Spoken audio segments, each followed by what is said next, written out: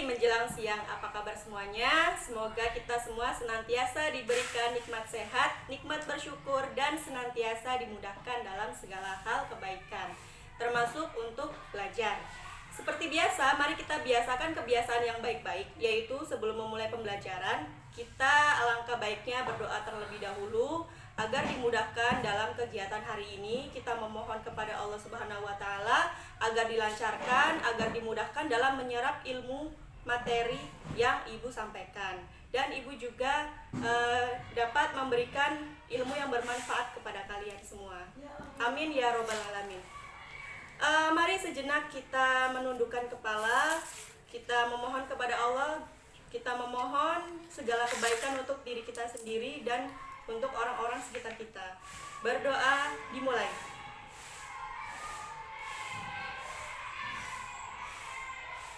Selesai. Ya, baik. Semoga apa yang kita usahakan mendapatkan hasil yang terbaik ya. Karena kita sebagai manusia harus senantiasa berusaha untuk mendapatkan hasil yang maksimal atau hasil yang terbaik. Kalau misalkan kita tidak berusaha, ya mana mungkin akan berhasil. Jadi kita harus berusaha untuk mendapatkan hasil. Kalau kita tidak berusaha, kita tidak mungkin berhasil. Oke, itu adalah quote of the day kita hari ini. Semoga hari ini menyenangkan dan tetap semangat. Ibu ucapkan terima kasih untuk kelas 9A, B, C, D, E, dan F yang sudah login mata pelajaran Ibu. Semoga kegiatan kita pada hari ini, materi yang Ibu sampaikan ini bermanfaat untuk kita semua. Amin ya robbal alamin. Oke, pada pertemuan sebelumnya, yaitu pertemuan pertama, kita telah belajar tentang prinsip kerajinan berbasis media campuran. Nah, kali ini kita akan melanjutkan topik tersebut, yaitu dengan topik jenis dan karakteristik kerajinan berbasis media campuran. Nah, bagaimanakah jenisnya? Saksikan video Ibu sampai selesai ya. Tetap semangat. Oke anak-anak Ibu, siap untuk belajar materi hari ini? Nah, hari ini mata pelajaran pertemuan ketiga, tanggal pertemuan Selasa 2 Februari 2021, waktu 10.30 sampai 11.30, kelas 9A sampai dengan 9F, guru pembimbing bisa kalian baca sendiri. Nah, baik anak-anak, adapun tujuan kita pada hari ini yaitu yang pertama untuk menganalisis atau mengetahui jenis-jenis kerajinan berbasis media campuran. Yang kedua itu untuk mengidentifikasi karakteristik dari jenis bahan dasar kerajinan berbasis media campuran. Nah, dari kedua jenis tersebut, semoga kita dapat menyelesaikan agenda kita hari ini. Semoga kalian tetap semangat dan tetap fokus ya. Baik. Seperti yang telah kita sebutkan di awal, kita itu akan belajar tentang jenis dan karakteristik kerajinan berbasis media campuran. Pada minggu lalu kita telah mengetahui bahwa bahan dasar dari media campuran ini ada dua. Yang pertama itu ada bahan dari alam dan bahan buatan. Bahan dari alam itu sendiri yaitu yang pertama ada kulit, ada kayu, batu, ada keramik, dan ada logam. Nah, kenapa keramik masuk ke dalam bahan alam? Karena keramik itu berasal dari tanah liat. Tanah liat kan berasal dari alam. Jadi keramik itu masuk ke dalam jenis bahan alam. Oke, yang kedua itu bahan buatan.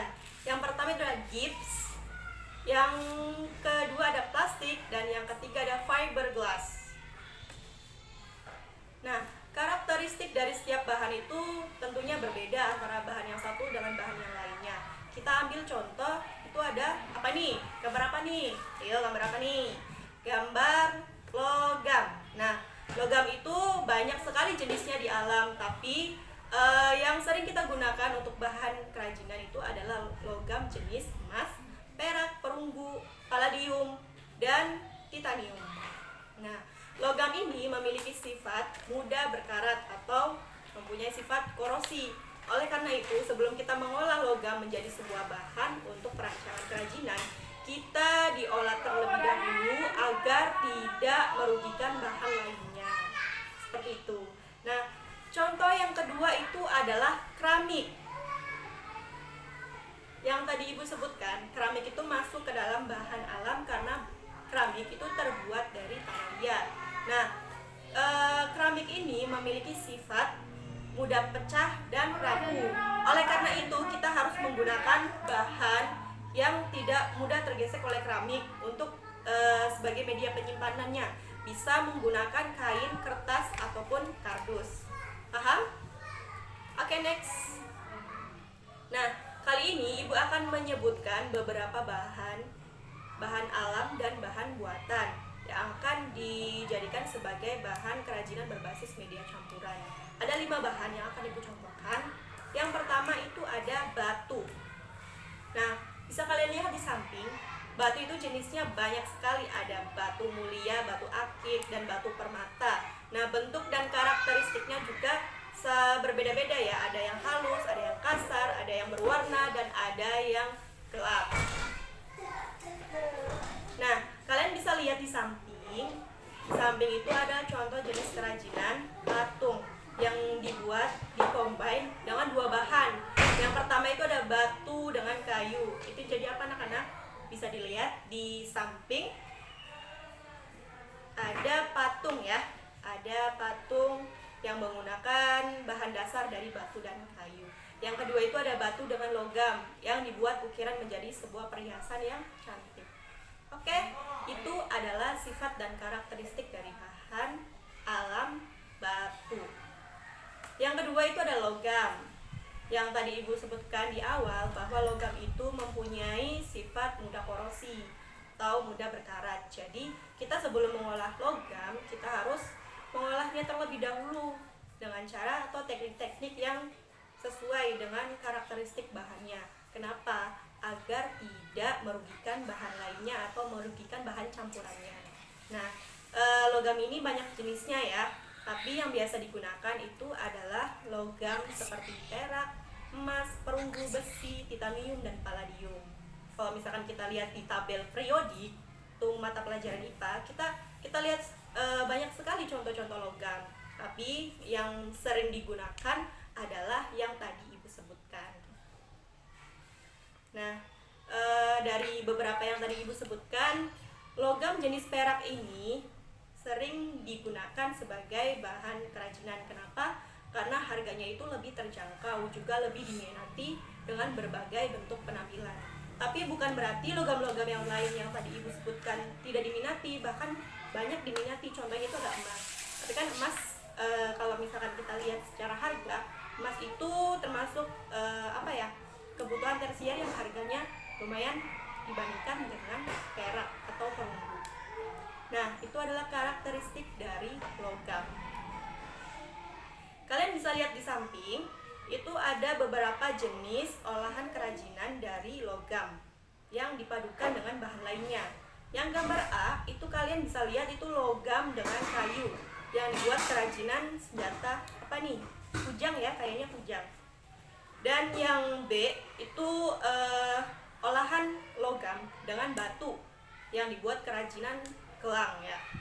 Yang C itu olahan logam yang dipadukan dengan kerak menjadi sebuah kalung.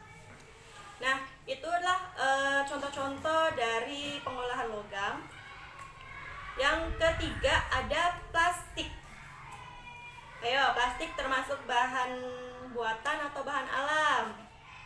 Bahan buatan ya, karena plastik itu bukan berasal dari alam. Nah, contohnya plastik itu sendiri tidak mudah terurai oleh mikroorganisme. Jadi limbah plastik itu termasuk limbah yang susah untuk terurai oleh mikroorganisme. Butuh waktu beratus-ratus tahun atau berjuta-juta tahun untuk dapat terurai. Walaupun terurai pada mikroorganisme itu terurainya tidak sempurna ya.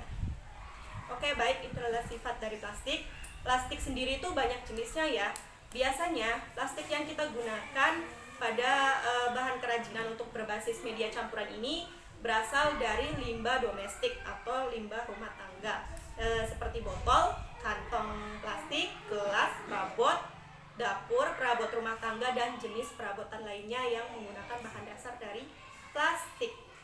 Namun, dari beberapa bahan yang telah Ibu sebutkan, botol adalah yang paling banyak diminati. Kenapa? Karena botol ini sifatnya mudah dibentuk, teksturnya mudah untuk diolah, dan banyak diulik menjadi beberapa produk kerajinan yang banyak ya.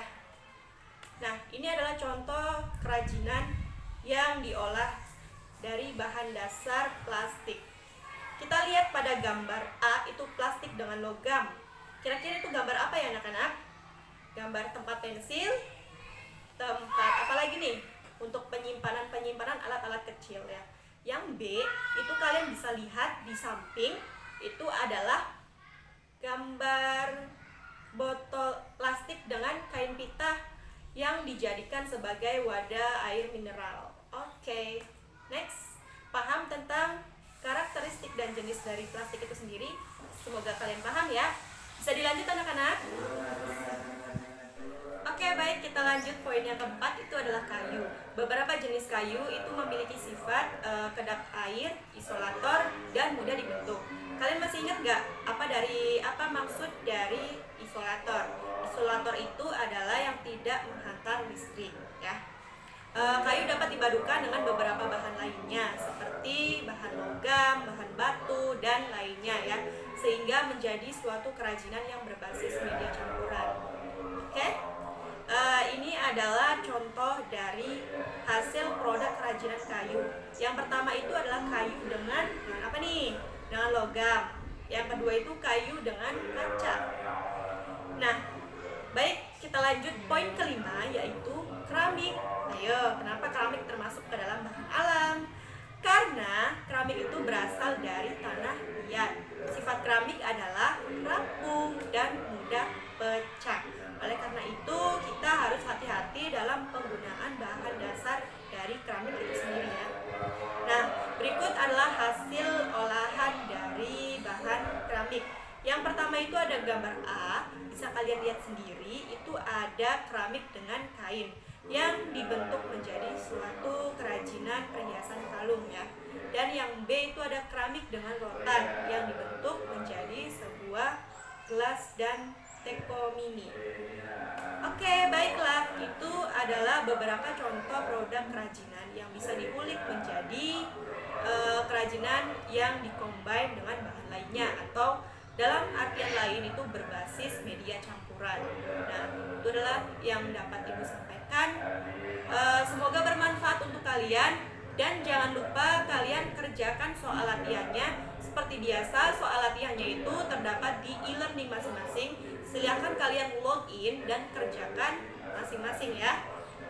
Waktu pengerjaannya itu seperti biasa juga, dari jam 11 sampai jam 11.30. Oke, sekian dari Ibu. Kurang lebihnya mohon maaf. Wabillahi taufik wal hidayah. Wassalamualaikum warahmatullahi wabarakatuh. Sampai jumpa di pertemuan selanjutnya. Bye.